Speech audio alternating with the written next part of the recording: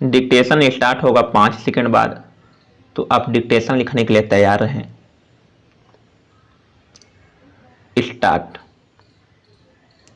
सच है कि अखबार में दी गई सामग्री तथ्यपूर्ण व सत्य हो, पर इतना ही सच यह भी है कि सिर्फ अदालत के पूछे जाने पर ही खबर का सोर्स बताने को रिपोर्टर को बाध्य किया जा सकता है।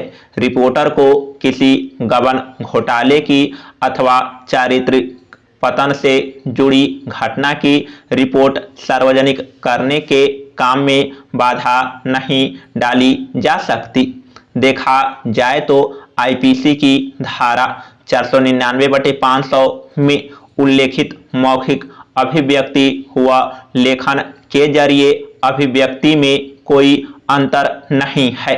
यह फौजदारी कानून है, सिविल कानून के रूप में कोई कानून नहीं है। जबकि दूसरा कानून, जिसका नाम prevention of publication of objectional matter act 1976 है, वह प्रेस के लिए है। वैसे भी लोकतंत्र व मीडिया की आज़ादी में गहरा संबंध है। संयुक्त राष्ट्र महासचिव एंटोनियो गुटेरस ने इस बात पर चिंता जताई है कि गलत सूचनाओं की बाढ़ सार्वजनिक चर्चा में जहर घोल रही है। इसके कारण समुदायों का ध्रुवीकरण हो रहा है और संस्थाओं के प्रति विश्वास घट रहा है। फिर भी कहना न होगा कि देश में युवा पीढ़ी का विकास मीडिया के प्रति बढ़ रहा है।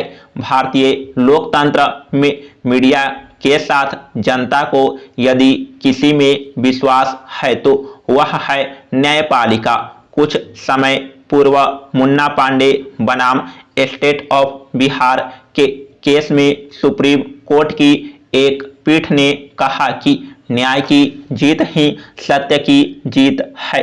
इस केस में सुप्रीम कोर्ट ने प्रश्न किया है कि निष्पक्ष ट्रायल कानूनी रूप से वैध है, लेकिन जो कानूनी रूप से वैध ठहरा दिया है, क्या उसे आंख बंद कर निष्पक्ष ट्रायल कहा जा सकता है?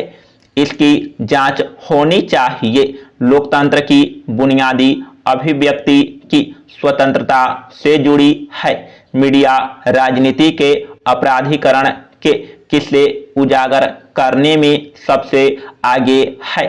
इसलिए यह भी देखना होगा कि मानहानि और आपराधिक अवमानना की तलवार का मीडिया को धमकाने में इस्तेमाल खूब हो रहा है।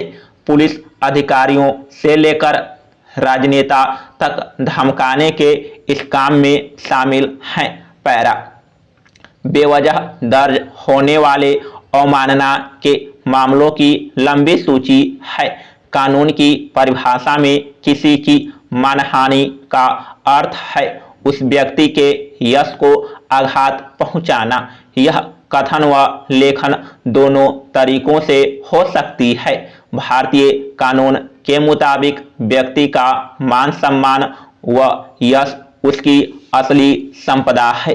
इसी को देखते हुए प्रावधान किया गया है कि कोई व्यक्ति अभिव्यक्ति की स्वतंत्रता का इस्तेमाल किसी की प्रतिष्ठा को नुकसान पहुंचाने के लिए नहीं कर सकता। इससे यह स्पष्ट है कि फौजदारी कानून अभिव्यक्ति की स्वतंत्रता में संविधान के अनुच्छेद 19 क के उपखंड 2 के अनुसार बाधक नहीं है। इंग्लैंड में मानहानि के किसी कृत्य से शांति भंग का खतरा होने पर ही आपराधिक मुकदमा दर्ज किया जा सकता है। हमारे यहाँ भी जब से मानवाधिकारों की वकालत प्रारंभ हुई है, लोगों की सोच में परिवर्तन हो रहा है और ऐसे सामान्य मामलों में क्रिमिनल लॉ के स्थान पर सिविल लॉ की वकालत की जाने लगी है। पैरा। चूंकि प्रेस से जुड़ा कार्य एक व्यापार है, अतः प्रेस पर अनुच्छेद 19 के क्लॉज 2 से 6 के निर्बंधन भी लागू होते हैं। समाप्त।